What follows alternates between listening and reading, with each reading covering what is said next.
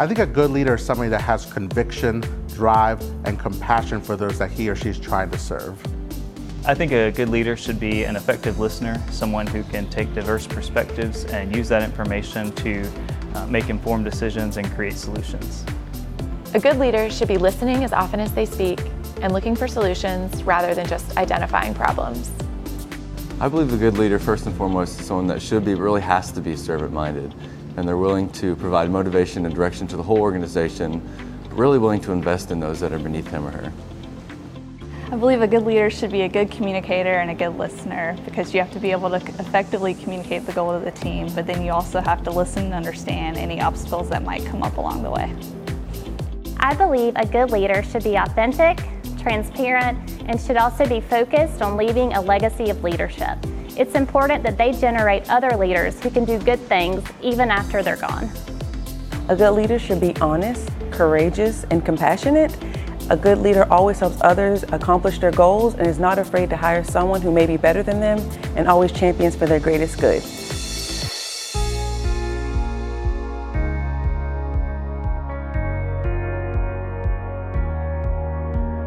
I would say I owe the majority of my success to my faith.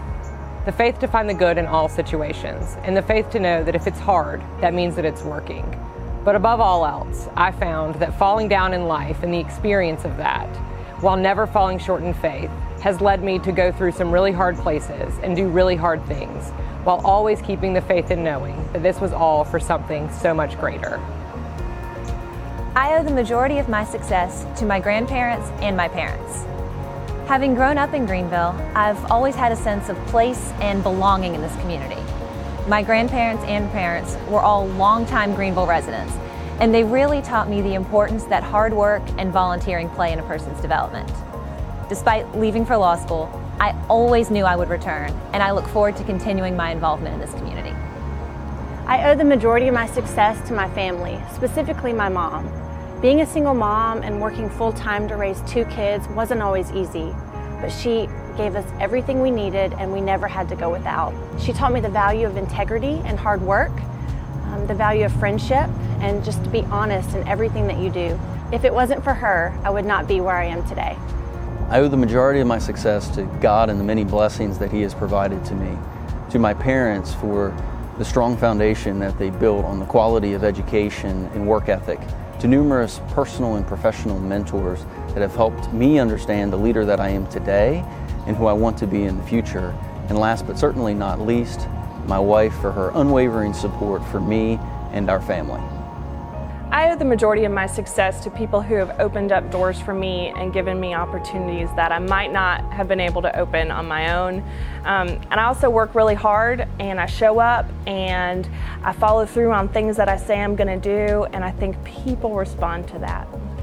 I owe the majority of my success to my wife and my family. I really believe that you can only be as good as the people you surround yourself with, and they provide me with a great support system. Also, my father's practiced law in Greenville for 35 years. So it's definitely an added bonus to be able to have him as a mentor.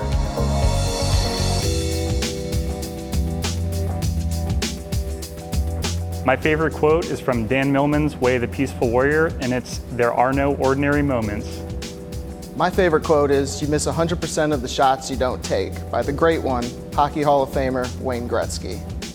My favorite quote is, "It is easier to build strong children than repair broken men," frequently attributed to Frederick Douglass. My favorite quote is the Dabo Sweeney quote, "If you're going to be great, you can't ever be satisfied." I love that quote because it applies to all parts of life, personal, professional, everything. Without that mentality, I couldn't strive to be the dad, the husband, the friend, and the leader in the business and the community that I want to be. I'm thankful for all those who support and push me in that endeavor as well. My favorite quote is, "All work and no play makes Jack a dull boy." All right, so I don't really live by a quote more than I live by a life mantra or mission. And it's to leave this place, the people, and the environments better than I found it. And I do that with every hug that I give, with every hand that I shake, with every smile that I share. Hopefully I left you better than I found you.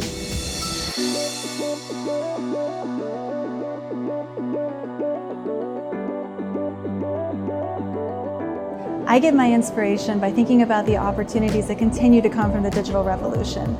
For a business to thrive into the future, it needs to constantly be transforming the way it does business in this digital environment. I get to spend my days iterating and innovating with my team to make the things that we do more secure and streamlined, and we have a blast doing it. I find my inspiration from my family and being in the beautiful outdoors. Working in summer camp, I'm also inspired by being able to help people figure out who they are and who they can become.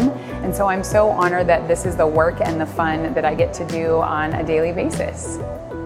I find my inspiration from my wife and my 2 little boys, but also serving the community. I love to make an impact in other people's lives by serving them.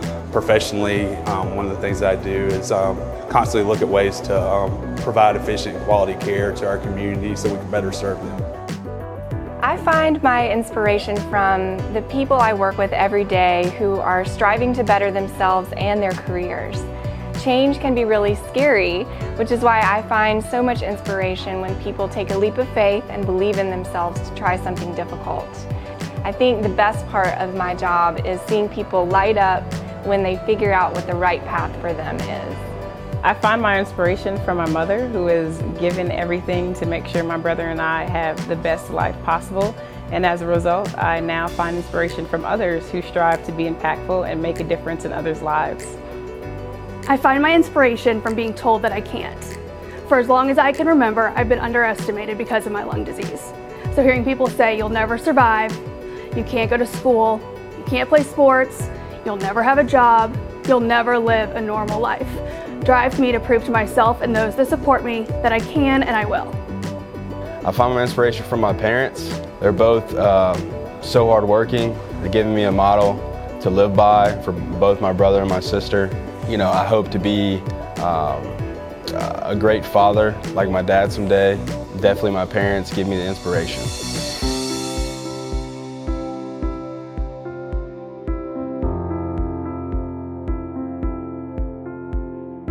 I love Greenville because I love Greenvillians. It's people that make any place great, and the care and commitment shown by the people of Greenville to the community spawn all of the creativity and innovation that makes it a wonderful place to live.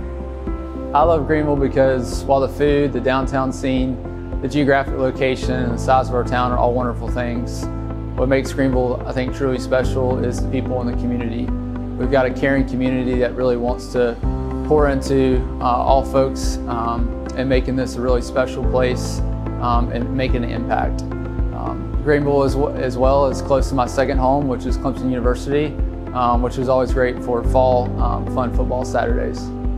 I love Greenville because of its wonderful energy. It's never chaotic or frantic here, but it's always exciting and buzzing, from outdoor activities to the arts to Swamp Rabbit Trail and activity on Main Street. There's so much to do, but it's not just about getting energy out of Greenville. There's a huge commitment here to put energy into Greenville. So from philanthropic efforts to enterprise, there's a lot of investment in making Greenville and keeping Greenville a wonderful, vibrant place to live, and that is why I love this community so much. I love Greenville because of the people here. I grew up in California, and after visiting here a few times, I knew that this was the place that I wanted to call home because I had never encountered so many genuinely kind people in one place. I've had so much support from the Greenville community since starting my therapy practice here, and I know that without that support, there's no way that we could help as many children and families as we do. So I'm forever indebted and grateful to the Greenville community for that. I love Greenville because of the spirit of the city. There's a lot of entrepreneurs, there's a lot of collaboration, the community is very respectful, and honestly, there's a great family feel here. Everyone's very supportive, and that really truly brings out the business in me and allows you to be able to flourish and really explore many opportunities right here within the city limits.